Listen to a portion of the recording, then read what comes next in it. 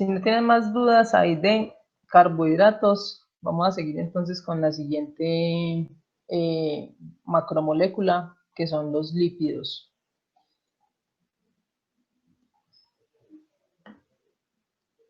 Lípidos. Cuando nosotros hablamos de lípidos estamos hablando de grasas. Al igual que los carbohidratos, los lípidos también son moléculas muy diversas. Nosotros ya hemos hablado un poquito de lípidos, sabemos que hay un grupo o hay un tipo de lípidos que se llaman fosfolípidos y esos se encuentran usualmente haciendo parte de las membranas celulares. ¿Qué tienen en común todas las sustancias o todos los tipos de sustancias que hacen parte de esta categoría? Que usualmente los lípidos, por regla general, son insolubles en agua, o sea que son hidrófobos, pero comparten ciertas características con respecto a los carbohidratos. Entonces recuerdan que cuando hablábamos de carbohidratos decíamos que estaban formados de carbono, hidrógeno y oxígeno.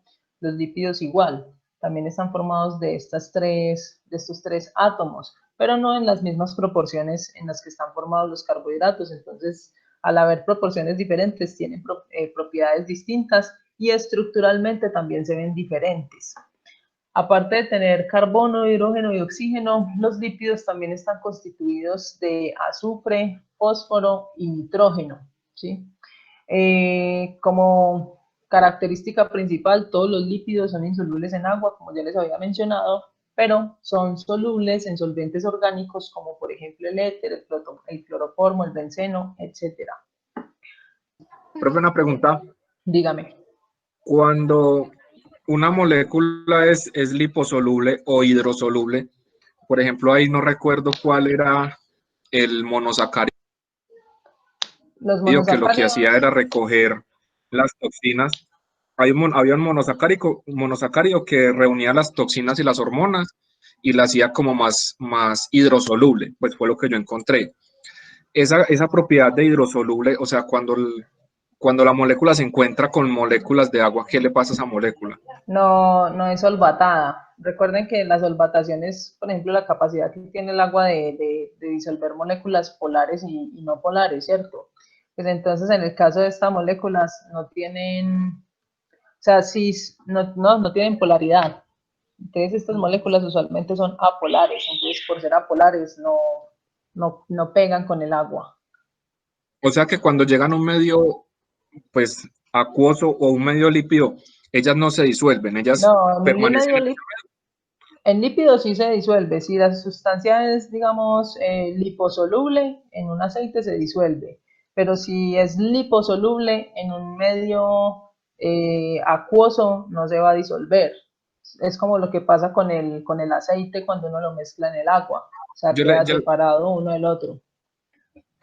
porque, por ejemplo, yo estaba leyendo sobre la vitamina D y una Ujú. de las desventajas, entre comillas, de la vitamina D es que es liposoluble.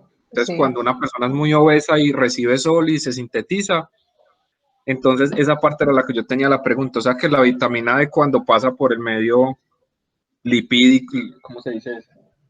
¿Sí? O Sí. sea, por la grasa, entonces ya no tiene la capacidad de sintetizarla porque esas grasas parten esa. No, de hecho, pues es como todo pues debería ser lo opuesto, ¿no? Digamos que debería absorberse con más facilidad. O sea, si estamos hablando de términos de absorción, debería absorberse con más facilidad. Y no necesariamente cuando algo es soluble quiere decir que se está descomponiendo. O sea, el hecho de que ella sea liposoluble y esté en un medio con más cantidad de lípidos no quiere decir que ella, digamos, se vaya a perder allí, sino que simplemente puede ser asimilable de forma más fácil o más rápida. Mm, pero en el caso de la vitamina D sí se. Pues, por ejemplo, digamos, a ver, ¿qué pienso? No, pues no tendría por qué, no tendría por qué degradarse, sino más bien, igual el cuerpo tiene otros mecanismos para asimilar sustancias lipídicas en un medio acuoso. O sea, más adelante, pues yo les, por ejemplo, eso podríamos decir eso. Entonces, ¿cómo hacen los nutrientes que nos aportan los lípidos? O por decir algo, ¿cómo hacen los lípidos que nosotros consumimos en dieta para llegar a la célula si tienen que ser transportados por sangre y la sangre es un medio acuoso? Eso Entonces, es, si los lípidos son insolubles en agua, entonces, ¿cómo hacen para llegar a las células? O sea, el cuerpo cuenta con unos mecanismos para poder transportar estas sustancias. Ahí, por ejemplo, ¿se acuerdan de las sustancias anfipáticas? Cuando decíamos que algo podía ser anfipático, que tenía una cabeza hidrosoluble y una cola hidrofóbica. Entonces ¿sí? allí ese tipo de moléculas juegan un papel clave en el transporte de los lípidos.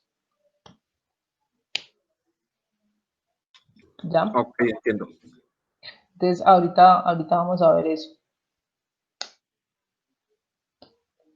Bueno, como les decía, los lípidos entonces tienen funciones muy similares, pues tienen una función, comparten una función con respecto a los carbohidratos, y es que tanto los carbohidratos como los lípidos proporcionan energía al organismo.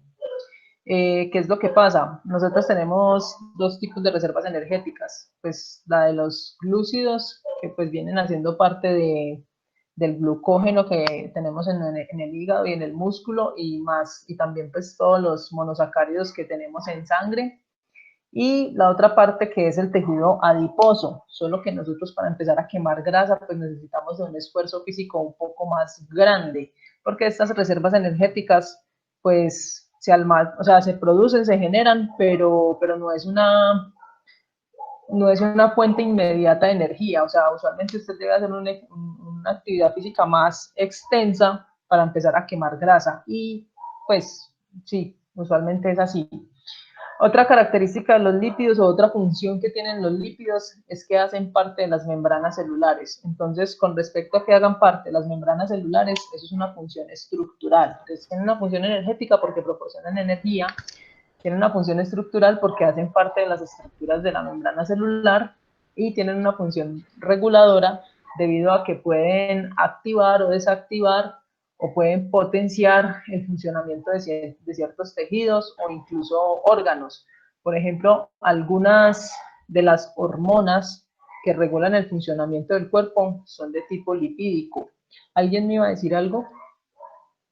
Profe, Sí. por ejemplo, en eso que usted decía que para degradar los lípidos, ahí es donde se ve relacionado, por ejemplo, el tipo o bueno, sí, los tipos de ejercicios que uno puede hacer que se clasifican mediante Sí, la en intensidad, la intensidad o el ajá. tiempo que se hace. Sí, señor. Entonces, en esos tiempos es cuando se activan, por ejemplo, esos mecanismos especiales de rutas metabólicas para poder degradar los lípidos. Correcto, Listo. correcto. Mm, bueno, entonces ya dijimos, energética, estructural y reguladora. Clasificación de los lípidos. Usualmente, pues en la literatura ustedes pueden encontrar muchos tipos de clasificaciones. Pues en esencia aquí vamos a hablar, pero casi todos los tipos de clasificación, o todos los sistemas de clasificación de lípidos, tienen como regla general estos dos grupos: los lípidos que son saponificables y los lípidos que no son saponificables, o lípidos no saponificables. Entonces, primero que nada, la saponificación es una reacción química, es como la capacidad que tienen los lípidos para poderse degradar. Entonces, esa saponificación básicamente consiste en que, un grupo, o sea, un ácido graso reaccione con una sal. Entonces, cuando se produce esa reacción, como la que estamos viendo ahí en pantalla, es que se genera una saponificación. Entonces, los lípidos que son capaces de llevar a cabo esa reacción de saponificación son saponificables, y los que no tienen esa capacidad de hacerla, pues no son saponificables. Y eso depende de la composición que tenga el lípido. Entonces ya les voy a explicar bien en detalle en qué consiste eso. O sea que el lípido tenga la capacidad de modificar otras moléculas.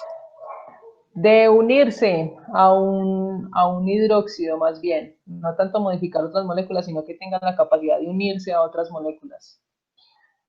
Entonces, eso se llama saponificación, o sea, cuando ellos se unen a otras moléculas, pero entonces ya se los voy a explicar con más detalle. Entonces, por ahora, la saponificación es una reacción química. Quienes puedan llevar a cabo esa reacción química se llaman saponificables y quienes no, pues no saponificables. Usualmente la saponificación se puede llevar a cabo si hay presencia de un ácido graso. Entonces, pueden realizar saponificación quienes tienen ácidos grasos. El que no tiene ácidos grasos no la realiza. Bueno, ya en términos más estrechos o más detallados, entonces tenemos la siguiente clasificación. En la parte superior vemos ácidos grasos. Entonces, es como si los ácidos grasos pues pertenecieran a una categoría diferente. Como les decía hace un momento, los lípidos saponificables tienen ácidos grasos y los lípidos insaponificables no tienen ácidos grasos. Dentro de los lípidos saponificables, entonces hay dos tipos, los que son lípidos simples, que están formados solamente por ácidos grasos, y están los lípidos complejos, donde están los ácidos grasos más otros sustituyentes. Usualmente en los lípidos complejos, entonces encontramos unos grupos que se llaman fósforos, las esfingosinas y el glicerol. Entonces, por ejemplo, en la categoría de los fosfolípidos encontramos glicerofosfolípidos, o sea que estos lípidos tienen un glicerol y un grupo fosfato. Los esfingofosfolípidos, que tienen una sustancia que se llama esfingosina, un grupo fosfato y están conformados por ácidos grasos. Y tenemos los glucolípidos, entonces esos glucolípidos están formados por ácidos grasos o por lípidos y una parte glucosídica, o sea, un glúcido, un azúcar. Profe, dígame. Hacer una anotación de, por ejemplo, ya que estamos viendo esto, de una cosa que aprendí por ahí en un video, es que, por ejemplo, cuando uno ve una palabra